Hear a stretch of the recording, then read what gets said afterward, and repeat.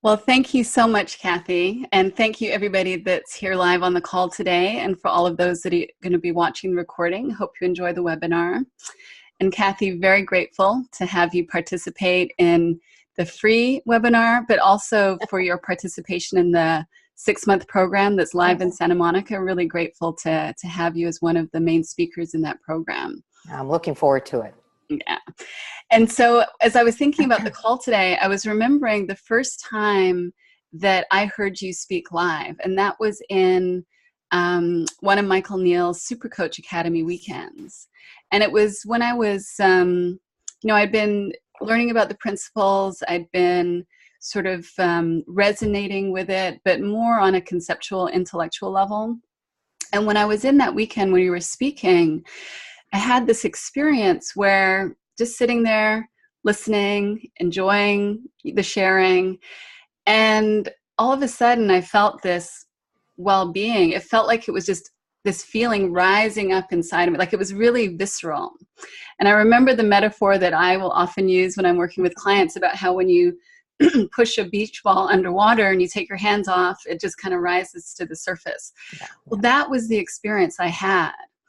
And it struck me because it was such a beautiful feeling, but it also struck me because all I was doing was listening.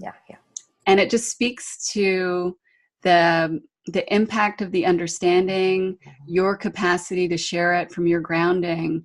And it really helped open that door for me to have a more experiential knowing of what the impact of the understanding is, rather than just an intellectual understanding of it. So that was really wonderful. And then a couple years later, I had the amazing opportunity to speak with you at the 3P UK conference. And what I remember from that was just how, like, you've been teaching this for, over 35 years. Here I am, this newcomer to the understanding.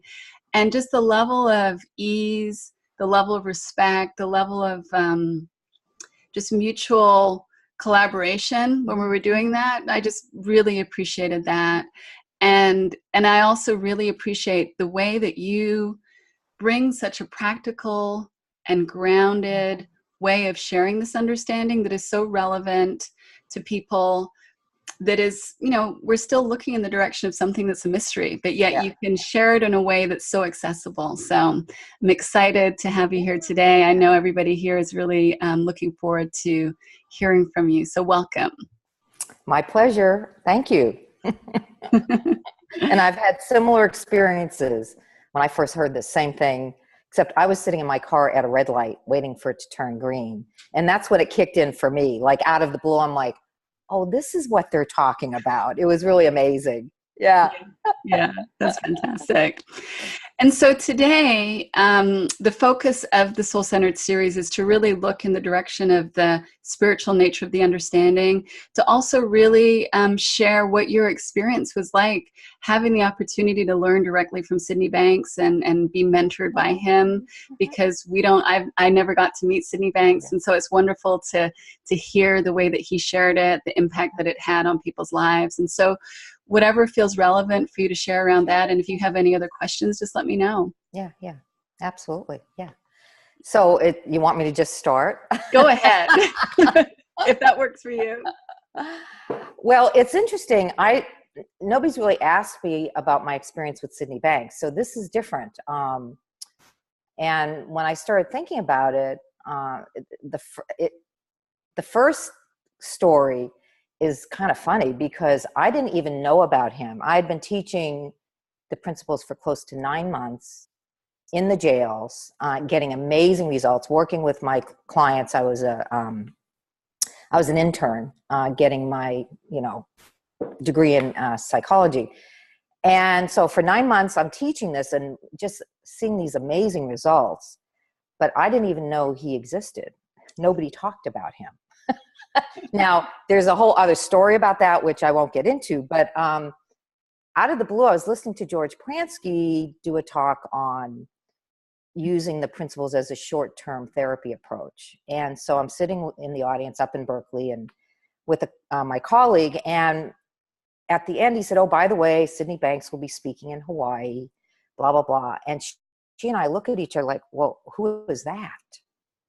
And I I was kind of freaked out at first. Like, oh no, is there some weird guru kind of guy that's behind this? I literally freaked out because we had been doing this for close to 9 months. We had funding for it. My professional reputation, people knew me and knew what I was doing and thought I was crazy anyway. And I was really kind of freaked out about who is this Sydney Banks. So I told my colleague, I said, we have to go check him out. So we fly to Hawaii. At least it was nice he was speaking in Hawaii. I said, well, if all else fails, at least we get to go to Hawaii.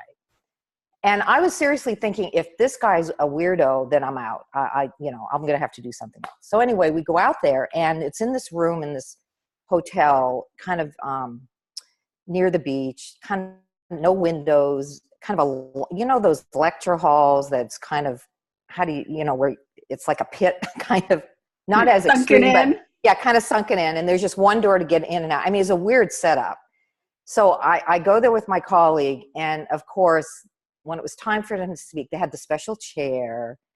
And when he came out, they had this amazing lay, and this Hawaiian lady did this Hawaiian thing with him. And all of a sudden I'm thinking, oh, I'm in trouble. This is bad.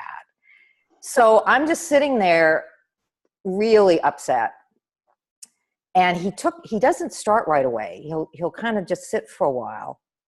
And then he says, would somebody like to start it off by asking me a question? And I'm thinking, well, okay, whatever. And so this woman launches into this long question about her friend who had these physical issues, and she's done this and she's done that. And so at the end she says, so Sid, what would you tell her to do? So I'm sitting there going, here comes the woo-woo answer.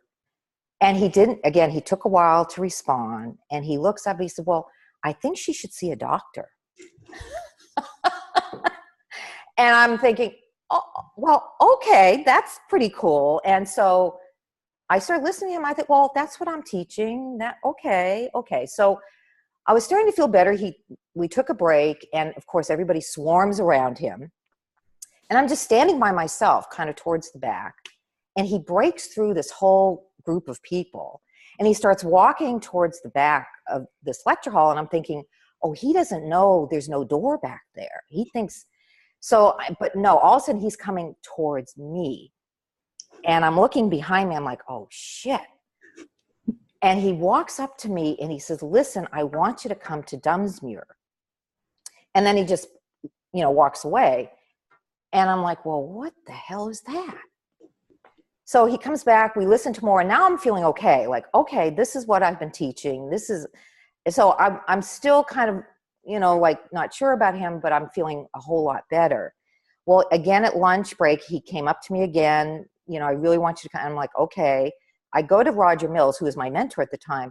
What is he talking about? And he said, oh, we're having this big get together with corporate people, and I'm bringing all my community people. And so obviously he wants you to be there because of my work. He found out about my work in the jails, and he flipped out because that's what he had been wanting for years. Now, unbeknownst to me, not knowing him, there I am doing all this work in the jails. And that was how I met him. Totally skeptical, totally, who is this guy? And that was the piece for him when he heard the work I was doing. That was it. That's all he could talk about. Anytime we got together with large groups, he'd talk about the inmates, he'd talk about the work I was doing. And we finally got to invite him down here into San Jose, and he actually went into the jail. Wow. 165 inmates. 165 inmates. And again, the feeling in the room, well, when he first walked in and he saw all the inmates, it was a sea of orange, but all the people who worked at the jail, all the uniforms, there was a politician there who, when she heard he was coming because she knew about him, she showed up. It was like this amazing event. All these people were showing up out of the blue. And he walked in and he saw all the people, and he walked towards the back of the auditorium. And he's walking out the back door, and I had to chase after him. I said, Sid, you can't wander around. We're in this is a jail. You can't walk the grounds. But he had tears streaming down his, he's just tears. And I'm like, Sid, are you okay? And he said, all these people are learning the principles. And I said, well, these are the ones they let out. There's probably another 1,000 that we've been teaching. He just couldn't believe it. He could not believe it. So finally, the politician, Blanca Alvarado, she introduced him.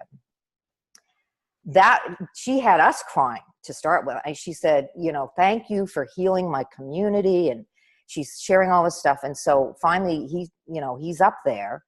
And again, he says to the group, would somebody like to ask me a question? And it's cute because that's what he does. And so one of the female inmates, that's another thing, men and women together under the same roof, unheard of. They had male and female inmates together, which is, of course, separate parts of all the uniforms were there. Anyway, well, of course, one of the female inmates, she says, Sid, could you tell us about your experience? And I'm thinking, oh, here we go. We're starting with this. And I'm thinking, well, they're going to think this is too out there and this could be the end of all of our programs. I mean, I was a little nervous. Yeah. Because the commander of the jail was there. I mean, it was like there was a lot on the line here. So to make a long story short, he talked about that and he then started talking. And then at the end, there was a buzz in the room. And when he was finished, a number of the people in uniforms, tears. These are tough, tears. A number of them came up to him. Thank you for letting me hear him. I mean, he blew it out. He just hit out of the ballpark. And there was a buzz in the room. And then of course, the inmates swarmed around him, gave him a special hat. And then they said, could we stay longer? Could we listen to him longer? So they let a certain group stay. And they asked him all the human questions, which none of us do. We want to know the meaning of life questions. And they're asking him, well, Sid, do you ever get angry? Did you ever do drugs? I mean, just really great. And he was awesome with them, just hanging out with them, just, human to human. And helping them understand, yeah, I get angry, but what's different is I know what it is. So it goes real quickly because it's just thought. So he's literally teaching as he's answering. It was just amazing. And at the beginning, I had all this film set up to record this. And I said, now, Sid, I just want to, he said, no, I don't want to interfere. No filming.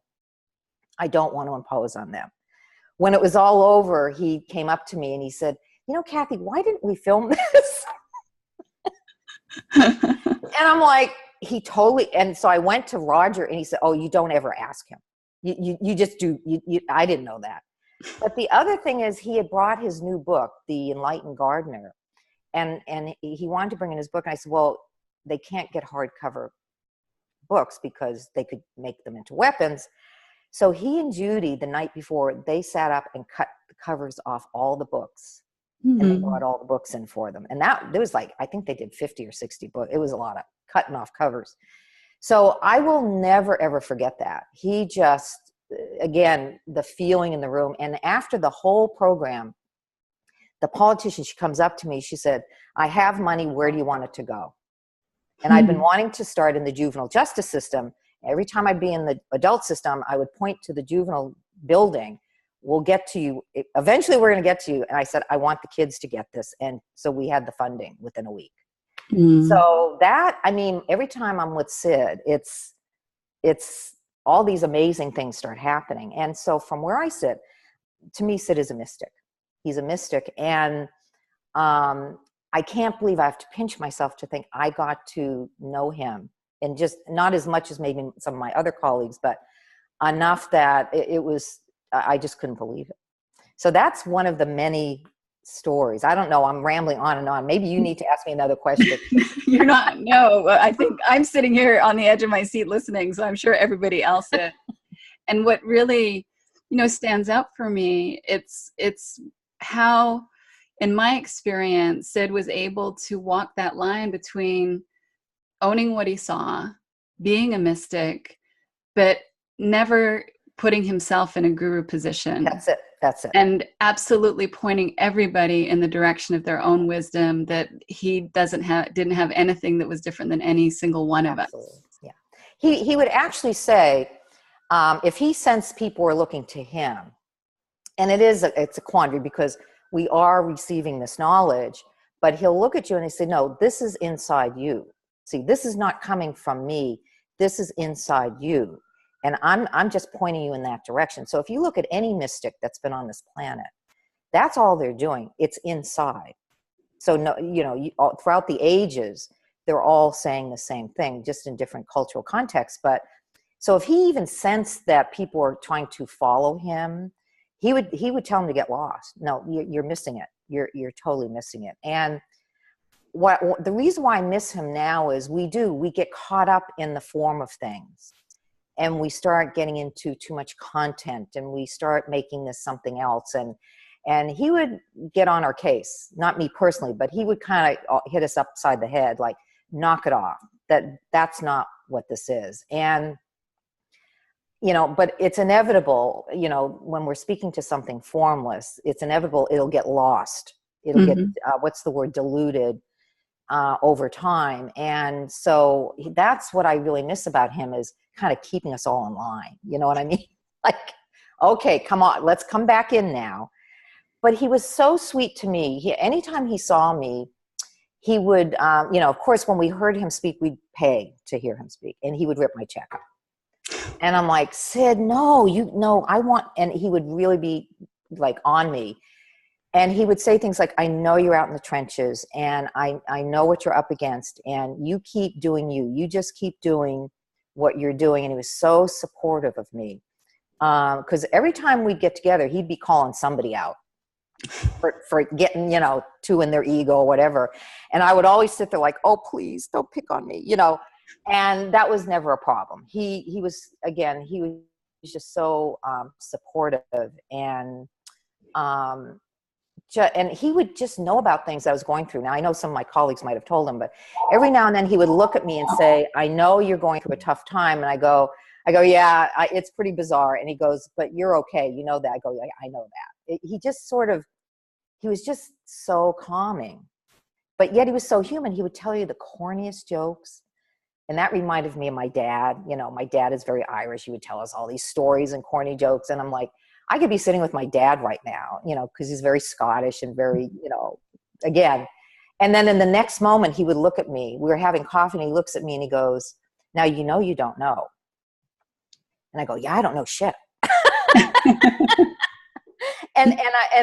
But what he was saying is, just teach what you know, or just be in your life. Don't make more of this. Knowing this doesn't make you different, doesn't make you special. He was very clear about that. And that was very helpful, to kind of keep you clean, kind of like, just be in your life and just be grateful for what you see, and don't do anything. Just be in life, and just enjoy your family, enjoy your loved ones. Of course, he would get on my case. You're doing too much, which I was. And then in the next breath, now, when are you going to get these people? And you've got to get it out to this group. And I'm like, okay. But it was quite an experience to know him, and to have the small amount of time I did have with him. Yeah. And part of the reason that I really wanted to focus in this program on, calling it the teachings of Sydney Banks, was not to put him in any kind of guru position, right, but really to orient people back to how he was sharing it. Yeah. And I'd kind of keep it clean in the way that you're talking about it. Yeah. And who better to do that than people who had the opportunity of learning directly from him, and maybe not you, but other people who did get called out at times. Oh, yes. I got to be witness to that a few times. And there's such value in coming back to the simplicity, because I know I add on, I make things up and take it places probably he didn't mean for it to go. And that's just me doing my best to stay true to my wisdom. But there is something that I think that, you have the experience of getting that direct feedback from him that allows you to sort of stay true to the teachings in a way that's easier to do when you have that direct learning. Yeah. So some of the people on the call are very experienced in the understanding, but some of the people are also new to it, and it's something that they're just beginning with. So I'd love to hear anything that you would like to say, just as your basic sharing of the Yeah. understanding, like what you're seeing at this point now. Well, you asked a great question, and maybe you'll get to it later, but I'm going to bring it up now. Kind of like, Sure. why do I want to be involved in the program that you're doing? And I thought, that's a great question. You've asked a couple of questions that had never been asked of me. So that was kind of cool. Like, oh, that's interesting. What would I say to that? And there are two things that came to mind. And I was thinking about new people when I came up with these two kind of answers to that. The first answer is, we're living in a crazy world. I mean, whether we're tuned into what's going on in the outer world or not, but life is very hectic. It's very fast.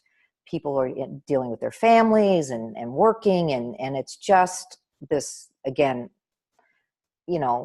everything's just intense, rushed, not enough time, pressure. And I see this everywhere. I see it. I hear about it. So my first thought was, I just want people to just enjoy their lives. Mm. And I know it sounds funny, stop and smell the roses. It's not stop and smell the roses. It's while you're out there in the crazy world and still enjoy the roses. Like you can still be active and engaged, but without it taking a toll. And so that's what I feel very strongly about, is pointing people in the direction. Guess what? This is what's taking the toll. It's a simple understanding. Your mind is creating your stress. This is how it works. And when people wake up to it, it helps them catch themselves, or it helps them over time not be in so much, intensity in their minds. It just on its own starts to settle down. So that's my first kind of, I'm inspired for that reason. People need to enjoy themselves and be here in spite of the craziness. And again, I still get caught up. It's not an even, smooth sailing for me. But when I do get caught up, I don't stay in it. I don't live in it. See, now I visit. I used to live in craziness and visit peace and calm, usually if I go to Hawaii. Now I live more in calm and I visit craziness. See, it just shifted for me. And that I would want that for every human being, regardless of their, what their lives are about. So that's the first inspiration I have. So anybody who's new to this, it's not anything weird. It's just understanding how we get in our own way. And I think we all know that at some level, but we just don't know kind of quite how that works, how that happens. So that's all we're doing. We're just sort of sharing how the system works, for lack of a better word. And that's what Sid would do. He'd keep it very simple. This is what's going on within you, and you're creating your life through thought, through your mind. And every time you're in that, it looks very real to you, but it really isn't, because it's thought created. And that's, again, over time, you get a sense of. It's not like you intellectually know it. You just get a sense of what that is. And intuitively, we already know this. It's nothing new. And then the other piece is raising levels of consciousness. To me, any individual who raises their level of understanding that life is created from the inside out, that's what's going to impact the world. That's it right there. So me being where I am and what I see, that's having a rippling effect. No matter where I go, without saying a word, that impacts the world. And Krishnamurti talks about, we see violence and we see wars and we see it all out there. No, it's us. My level of consciousness is driving what's going on out there. Collectively, we're all kind of in it together. And the more we get a different sense of things and we sort of come out of the illusionary thing that it's all real and that it's created from other things, that we're just innocently seeing things from whatever we see, from whatever level of understanding we have. When we see that, to me, that's where it happens. And believe me, I worked in civil rights and women's rights, and I'm from the 60s and out on the streets, doing all of that. And to me, this has more impact, and it starts with me.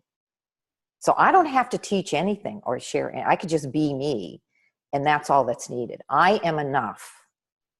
But we're so hard on ourselves, and we're so caught up, and we're walking in this heavy state of mind about ourselves and about the world. And see, that's what's holding everything up. And I'm not saying we should feel bad about it. I think we should just appreciate that's all that's happening. So those were the kind of where I'm coming from. So if you're new, wow, my life would have been fine. I mean, it's not like I was, not doing well, but man, I wasn't really enjoying life. On the inside, I was still stressed out. I was still looking out there for the magic bullet for me to somehow, I'm going to get somewhere somehow. And the joke was on me. It was inside me the whole time. And that's from day one, that's what I realized. And so from then it's just been over time, letting go more of that stuff, the layers just coming off, and it will continue till the day I die. So that's kind of what I'd like to say to new folks.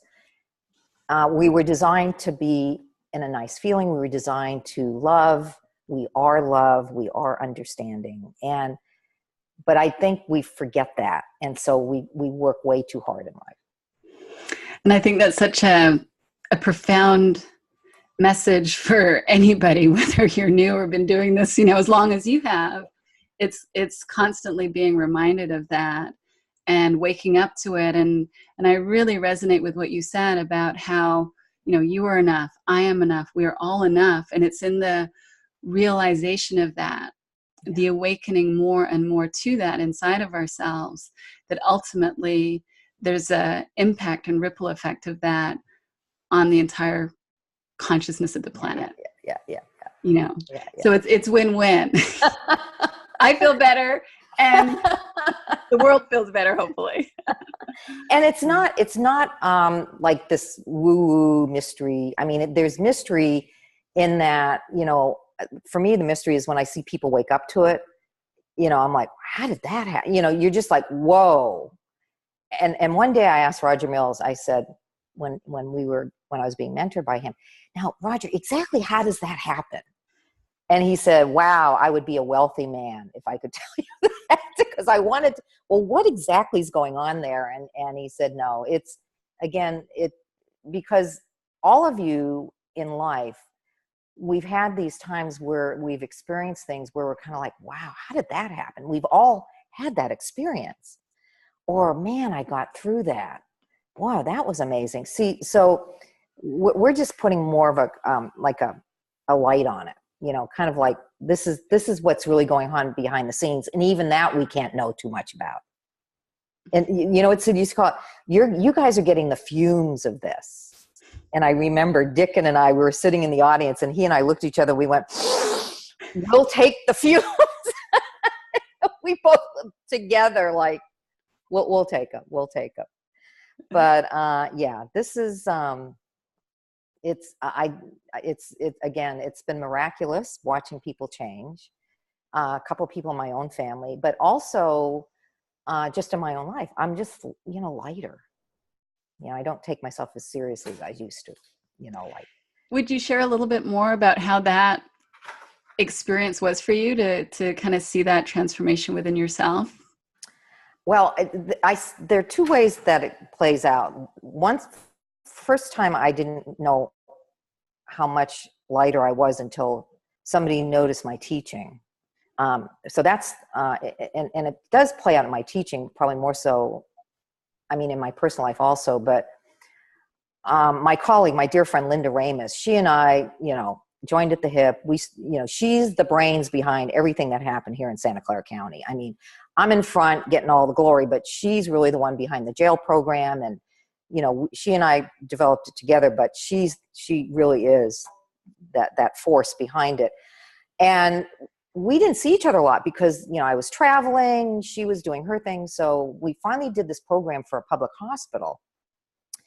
And she and this other person I was mentoring who is in Michael's program, and she finished Michael's, and she flew out to watch me do this new program with the nurses. These are nurse managers. Talk about a stressed out group of people. So anyway, I did the first day, And Linda says to me, like halfway through the first day, wow, pretty bare bones. And I looked at her, I said, oh man, really? I freaked out when she said it. Like I wasn't doing enough. And she said, no. Wow, I haven't seen you teach in like probably a couple of years. Wow. And I didn't even know how differently I was teaching until she said that. And then the other person, when we met at the end of the day to debrief the day, because I was mentoring her, she said, I'm just totally shocked. She was totally shocked. And I'm like, okay. And I got a little insecure again, like, now what? And she said, Cathy, there was hardly any content. I go, oh yeah. Why would I give them more content? These poor people were living in content. And that was new for her. She said, well, I go to all these programs and there's all this stuff and words and blah. I said, yeah. When you're doing this work, you just get the connection and you're with people. Yes, I use words, but I don't need to give them all this information. And that blew her away. So that's how I saw my change through my teaching, that I didn't live in as much content just in my mind. So it kind of showed up in my teaching. And in my life too, because things that normally would take me out, a couple of times after I learned the principles, I had a business partner betray me in the worst way. It was a nightmare. And I'm telling you, I couldn't, you know how you say, God, can we skip this one? Haven't I done enough? I'd just gone through a divorce, got through that, kept my, okay, I'm good to go. And this happened. And I call Linda Pransky crying, oh my God, my life. And she said, but in the midst of me crying and my life is over, she said, but I know I'm okay. I know I'm okay. It was so funny. While I was going through the ordeal, underneath, I knew I was okay now. That was different. So I was still going through the trauma of what I was going through. And so for about a year, I felt the heaviness of it. I wake up in the morning like, oh, it's still there. It happened. And then one morning I woke up, it was probably a year later, and it was gone. It was just gone. And I'm like, it's gone. Meaning this heaviness, it left me. And that helped me have even more certainty that even when you go through what you would think is the worst of the worst, there's something inside you that's taking care of you, even while you're going through that. See, that was huge for me. That was huge. So it's really funny. I can still get worked up about somebody hanging the laundry on the balcony, and it's so terrible. That could throw me for half a day. Like, why are they? I should write them a letter, and I could get all ramped up. And then at some point, I'm like, Cathy, you just got to get over yourself here. I mean, I laugh at myself. Like, how funny I can get ramped up about something that silly, but we're human. So I think accepting my humanity would be probably the most important thing for me. Is just because you understand the principles doesn't give you any kind of exception that you're not going to be impacted. And that's what I mean. Little things can ramp me up so crazy. And eventually I just laugh at myself. I really do. And then for a while it went away, and I thought, oh, finally somebody got to them and told them how inappropriate it was. 2 weeks later, and then 2 weeks later, the clothes showed up again, and I looked at it and I said, well, this is a teaching lesson right here with this silly clothing being, they're trying to dry them out on the railing, and I just laugh. And it's funny because oftentimes clients will say to me, well, is there any homework? What do you mean? I said, like, life is your homework. You're going to get plenty of opportunities to watch your emotional experience go up and down. Well, we used to ask Roger, Roger, how do you come up with all your examples? He said, use your life. Just since you woke up this morning, you probably have 10 things you could use. And I started thinking, I thought, he's right. Yeah. It's powerful.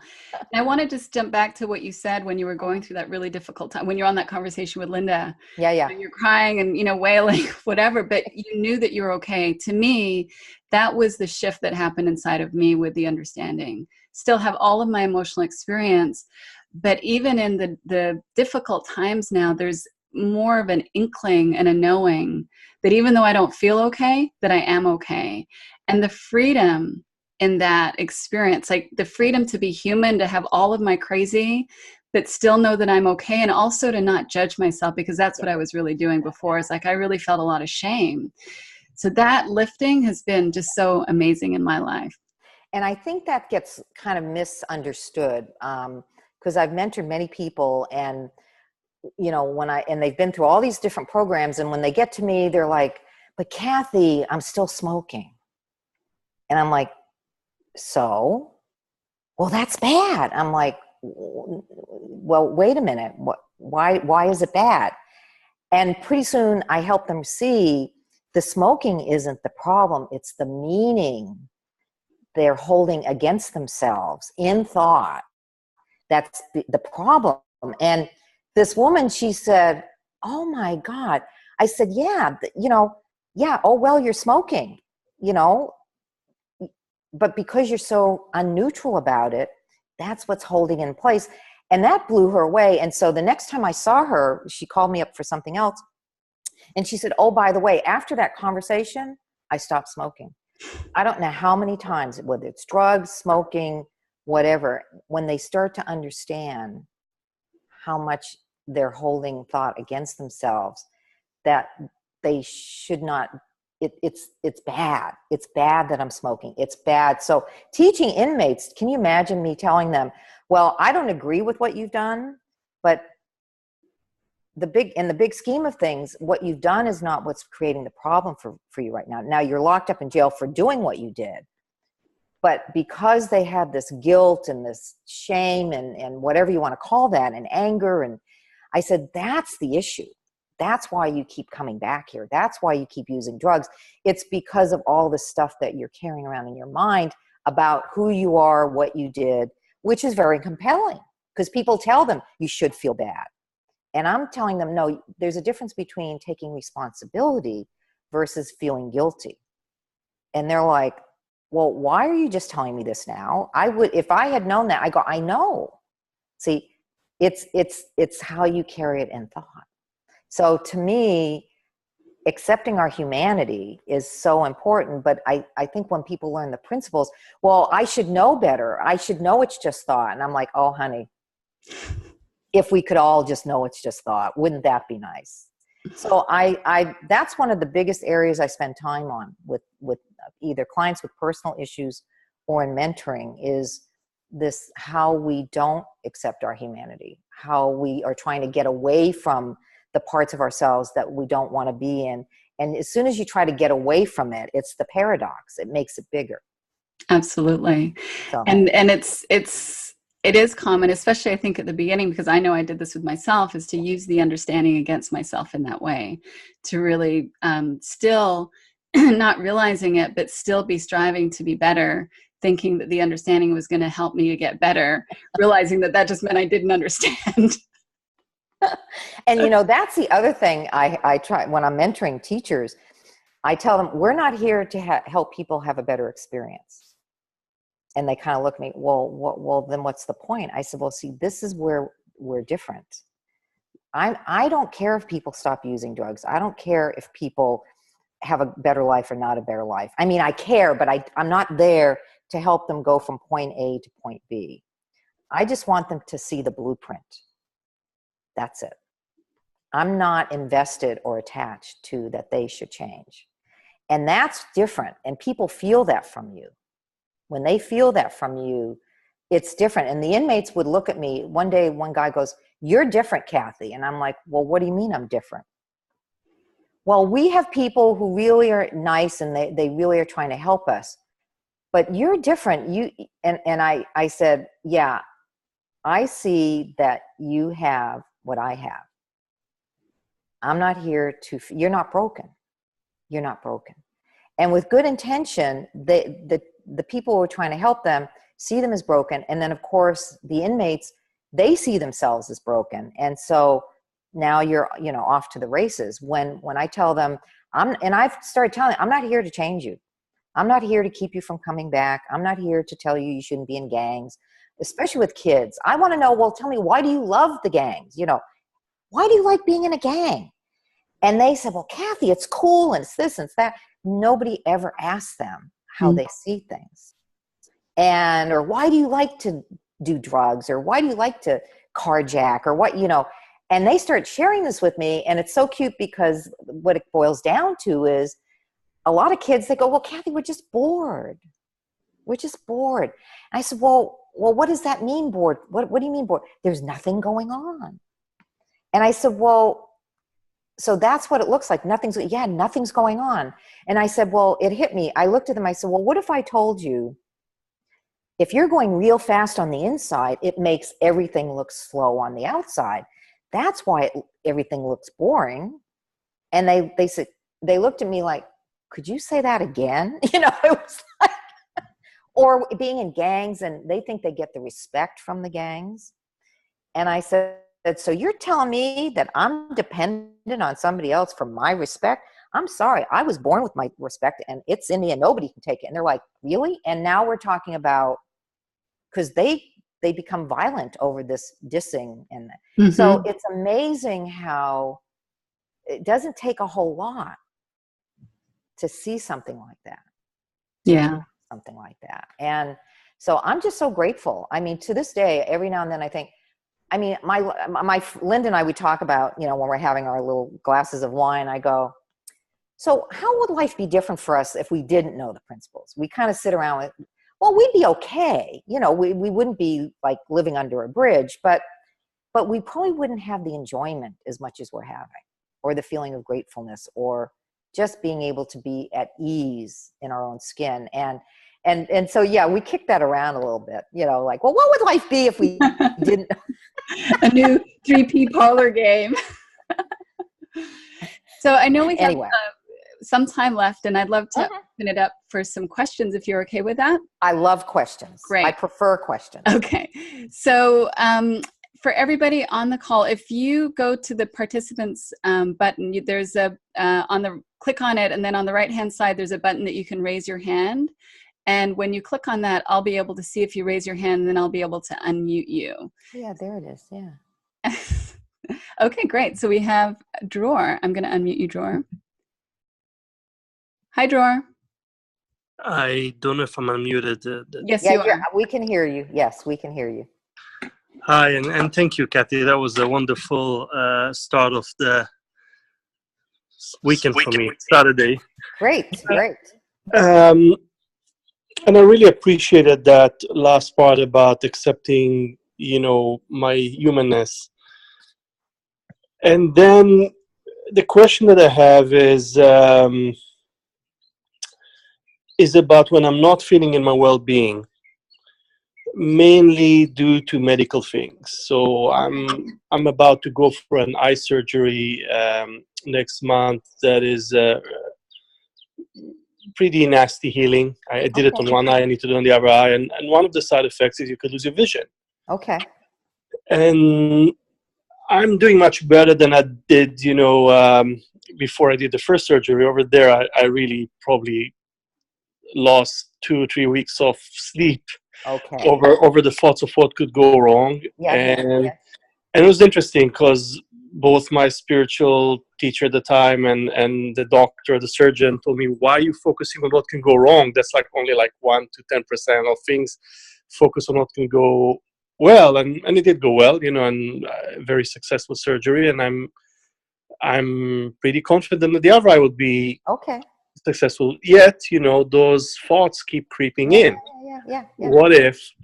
And then some days, you know, with the weather, the eye that's, you know, the eye that went through the surgery doesn't feel well, and I don't feel my well-being, you know, I can see as well. So when the feeling is like, you know, darn, I can't see this, so I can see a sign. Yeah. It just keep coming in, and part of me like doesn't really feel that I have this, you know, innate given well-being. Yeah. So that's kind of like where a lot of those darker thoughts keep creeping in and making me feel worse. Yeah. So I kind of wonder what are your thoughts on that? Well, I think, you know, it's funny. Somebody said, well, why would you focus on what could go wrong? Now, that's a very cool thing to say. Yeah. But at the time, you couldn't help it. You were, that's just what you were doing. So I think for you right now, this idea, hey, it's scary. It's a scary thing to have something done to your eyes. And I think it's perfectly reasonable to feel scared about it. And so what would happen if you just allowed yourself to be scared about it? Like, okay, I'm really worried about this, and that's just where I am right now. There's no good or bad about it. That's just where I am. And just letting that be okay. Like, I'm scared. I mean, what would happen? Yeah. What would be the worst that would happen? Well, I did that too. I went to that point. What if I lose my vision? And No, of me knew I'll be good even in that. Yeah. So, but I'm not even saying that. What would happen if you just let it be okay to be scared? I'm not even talking about losing. Oh, okay. Worst case scenario. Yeah. What? Oh, well, I'm scared. Like when I called my friend Linda, I'm like, oh my God, I'm falling apart and this is terrible. And then on the next breath, I'm like, but I know I'm okay, but I'm falling apart. I mean, I was literally okay falling apart with my friend. Mm-hmm. It was a whole new thing for me. I never fell apart. Mm-hmm. But I was allowing myself to fall apart and being okay about it. Yeah. So that's my question. What would be the worst that would happen if you just let it be okay? Oh, well, I'm just scared right now. Mm-hmm. Mm. Something to just consider. Yeah. That would be my answer or my question. Yeah, I think where my mind really goes on a tour around this is that part of me is not okay of even having this condition. Yeah. Well, like I wouldn't want to have it. Yeah. Well, but underneath having the condition, that isn't the issue. The issue is the meaning you're making about having the condition. It's scary. You have no control. I mean, I'm doing a shortcut here. You're sitting on a huge illogical thought. Mm-hmm. That, and for most of us, whether it's something, as serious as having your eye surgery, for some of us, it's, losing our job or other things. And ultimately we're all walking around. Well, the worst thing that could happen is I could die and disappear, or my loved one could die and disappear. I mean, we're sitting on that. Which is very illogical in the moment, but it's logical to us. And so sometimes I just accept that I'm just sitting on illogical thinking. Well, okay, I'm in the worst case scenario. I've looked at all the things that could go wrong. Oh, well, that's just where I'm at right now. I mean, that was huge for me, that it's okay that I'm falling apart. That was huge. Because before that was never an option. Never. Cathy, you will never fall apart. You need to keep it together no matter what. Do you know how much thought that takes? So for you, food for thought. Oh, well, I'm just scared right now, and I guess that's just okay. And allow yourself to be scared. And take care of yourself. Do what you need to do to take care of yourself. When we go through things, your wisdom will help you come up with something to take care of yourself while you're being scared. And whatever that is, follow your heart around it, whatever that is. And it's different for all different people, but you're doing the best you can right now. That's all we can ever do. Okay. Thank you. Take care. Thank you, Dror. Thanks, Cathy. Take care. The next person who has raised their hand is Debbie. Let me unmute you. Debbie Crater. Hi, Cathy. Hi. Hi. Are you on phone? I don't see you.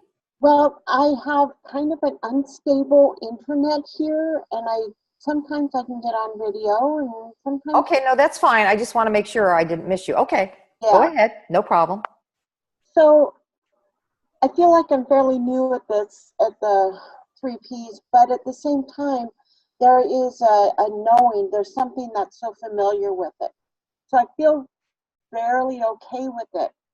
But I have a heart for kids that are going through the juvenile system. Oh, And yeah, I've yeah. worked with them before. I followed you. I just think you're an amazing person. But I want to get on to the community advisory board for our county. And once I do that, I want to be able to start introducing the, what would be, something to help introduce that. Well, I think I mean, that that's going to take longer than just a quick answer here. But to me, the most important thing is for you to start building relationships with people who are in the system. Okay. So if you get on this board, and what I would do is develop relationships without an agenda. Okay. Do you see what I'm saying? Yeah. Just get connected to people. Okay. Just get connected to people. Get an understanding of how they see things. You know, what's their take on, why are they involved? What inspires them? What is it that they see as the problem for either for themselves or for the system or the kids? So you want to go in kind of like you're going into a whole new culture. You're like an anthropologist, like, well, how do people in this world see the kids, see the situation, whatever. And you don't want to go in with this agenda, well, I'm going to help and fix them all. I'm going to save these kids. No, you just want to go in as yourself and make those connections with other people. And that's where you start. Okay. And to me, the best way to get this in is to volunteer to do a class with a group of kids and just start sharing. To me, people say, what should I said, just go somewhere and just do a pilot group or volunteer, whatever you feel inspired to. But you don't want to go in with that, like, well, I'm going to go in and fix the system. There's health in the system. There's health in the juvenile justice system. There's health in the adult system. When you have human beings in the world, in the system, they have health within them. Now, sometimes it manifests where it's not showing up and all these problems that are arising. But ultimately, the set of eyes you want to have is that every human being that you're engaged with has this limitless capacity to always do the right thing, to always be in their well-being. And so that's kind of like your grounding piece. That's where it all starts. So that's what I would say to you. And your passion and I have a woman who called me out of the blue. The Pranskys referred her to me. She had done a group with the Pranskys. She wanted to get this into the juvenile justice system in Chicago. And first she wanted to get into the adult system. So I got on the phone with her talking to all these key people. Unfortunately, they were psychologists and they couldn't hear what we were saying. They said, no, we do that already. And so it didn't go anywhere. Then we hooked up with people in the juvenile justice system and I talked to them. And this resonated for them. And by the time we finished talking, can we start yesterday? So she now is starting a program in the juvenile justice system. But it took a lot of tenacity, a lot of her connecting to people, a lot of her kind of just engaging with it. She was amazing. And anything I could do to support her. So finally, our last session, I mentored her on how to teach the first class with the kids. So she got it going. Wow. But the reason why I supported her and I worked with her is she had that energy and she had that initiative and she just went for it, which is what I've done all along. You just get this feeling about something and you just go for it. And you don't get thrown when things, when something doesn't work, like the adult system people, I could see right away they couldn't hear us. Okay, well, where else can we talk? What else can we do? And so she's now starting a new program and with the parents of the kids. I'm blown away with what she's been doing. But she was like you. She said, I know a few people in this area. And I said, well, start building relationships with them. And that's what you do. And you follow it. You just sort of follow the feeling, follow the trail. It's hard to describe. I see it in my mind exactly what you're saying. I used to be very, very involved in the juvenile justice system. As I had a program, we ran kids through it. It was wonderful, but I didn't have a degree in anything, so therefore I kind of had to leave it just because our program went away, and anyway.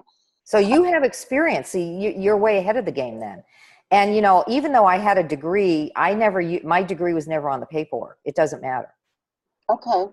See, this is not about having degrees. Now, we are competing with programs, mainstream, traditional cognitive behavioral programs. Those have been in every organization I've worked in. Those have also been going on along with what I've been doing. But I didn't worry about that. Okay. So go for it. Okay. Good luck.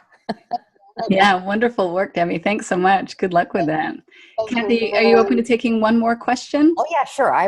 My schedule's pretty open right now. Okay, great. All right then. So the next person that I have here is Nairakoa. I hope I'm pronouncing that correctly. I'm going to unmute you. And I'm not seeing them either, so I don't know if. Hang on, I'm having trouble unmuting them. Okay. Could you unmute? There we go. Yep, I did. Yeah. Thank you. Oh, there she is. Hi. Hi. You look familiar. Have we met? You look familiar. Yeah, I think we have. And yeah. I'm a friend of Beverly's too. So yeah. Oh, say no more. She was my main mentor. Yeah. No, seriously. She to this day, when I'm doing my work, a lot of what I've learned is from her. I was so lucky to have her as my big time. And there's a cute story around her too, but for another time. Okay.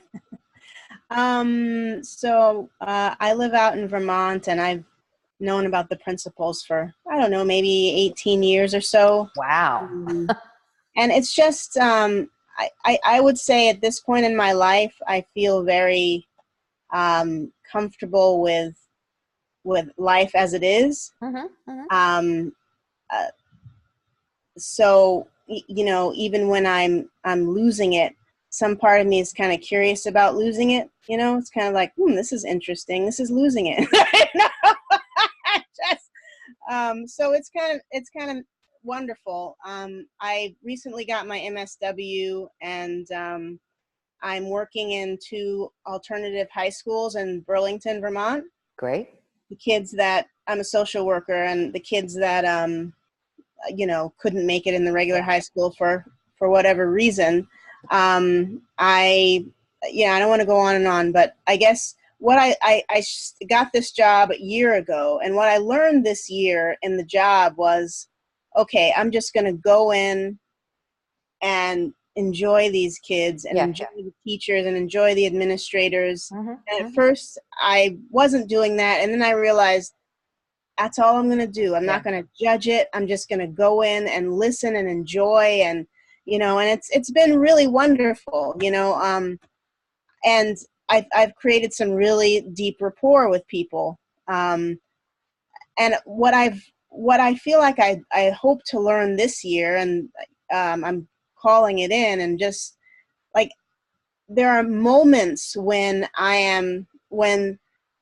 there's a quietness that arises and an enjoyment that arises in the moment when I'm with an adolescent or a kid, and I'm just really interested in them, and something occurs to me to say, right? And I'll say it. But as far as being someone who knows how to effectively teach this stuff, I wouldn't say that that's me. You know what I mean? Yeah. And I feel like I'm in such a great place right now. I feel so passionate about it. I'm in a great place. I've got the degree, blah, blah, blah. And I still feel like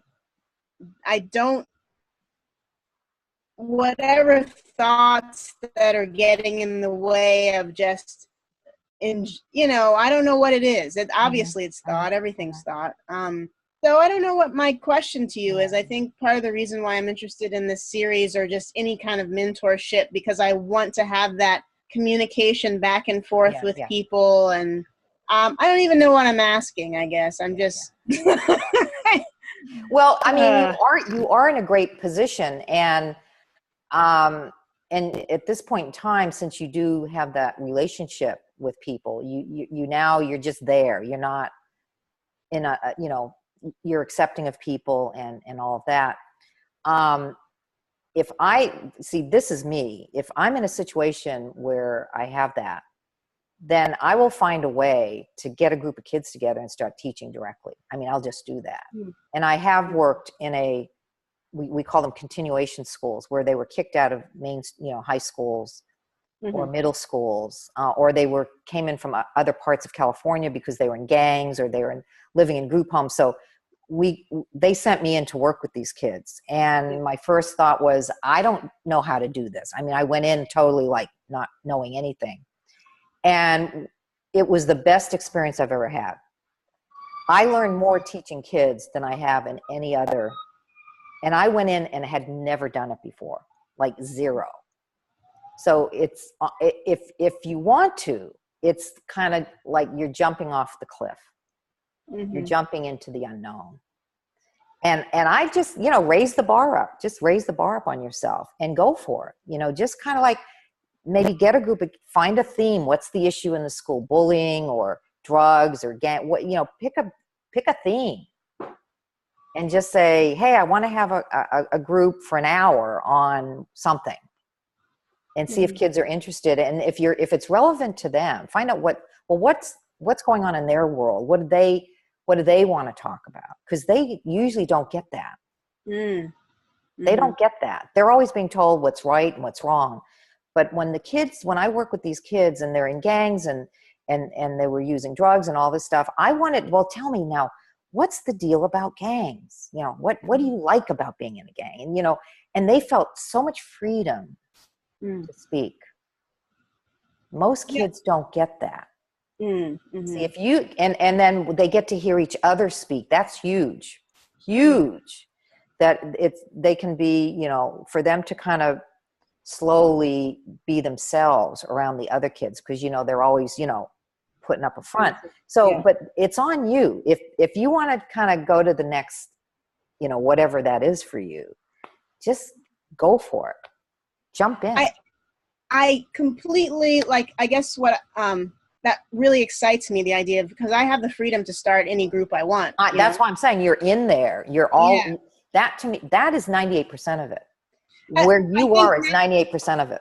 I think I know what I want to ask you is that when I do end up oftentimes getting to a point where a kid, there's a lot of fear of what do I say? How do I, or I'll say something like, that's dead. And, I know I shouldn't have even said it. And they're like, Nyakua, what the heck? What I mean? It's not living. Because it's, well, maybe I think now that you're in this if you're in this program, I think you need to just allow yourself to be a student. Even though you've been around this for 15 years, just be a student and be open to getting some insights about anything going on around this. And that's all you can do. Wait for the answer. Well, what's up? What's the deal? What's holding me up? Or what is it that I really want to do? I mean, you just have to kind of wait to be inspired or wait to have an insight about it. So what I would say is just kind of put it out there. Well, right now I don't know. And I'm open to knowing something new or different about my whole situation and see what happens. So don't put any pressure on yourself. Yeah. Okay. Yeah. Thank you. But you are in no pressure here, but you're in the perfect position to do anything. Yeah, I really feel that. Yeah, when I mentor people, 98% of it is getting in a system and getting connected to the folks. That to me, once you have that, the rest is easy. Oh, that's good to hear. No, it is. No, it is. You've done the hard part. See, you've done the hard part. Navigating, like the previous caller, she's starting, and I said, build those relationships. That's what you start with. Well, you've done that already. Right. So you're good to go. Good to know. Thank you, Cathy. I appreciate it. Thank you. Thanks for the question. All right then. So thank you everybody. Do we have one more? Do you want one more I don't before see, we yeah, go? I'll just ask, are there any more questions out there? Nobody else has their hand raised, but Okay. time for one more going. We'll see if anybody raises their hand.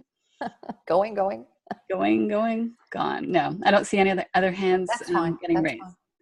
Well, Cathy, thank you so much. It's such a rich conversation, and I love the breadth of it in terms of the work that you're doing and have been doing in the world, mentoring other people in that way, and also just the rich history that you have in terms of this understanding. Yeah. And thank you everybody for showing up on the call today. And I just wanted to give one announcement. If anybody on the call is interested in the 6-month program of the series in Santa Monica, the early bird pricing does end on Tuesday. So I just wanted to give you a heads up about that, because I don't want those emails on Wednesday saying, wait, I didn't know. So I'm just letting everybody know. But thank you, everybody. I look forward to hopefully seeing some folks from this call. So yeah, hopefully. I'm going to unmute everybody so that everybody can say goodbye and thank you. Great. Bye. Thank you very much.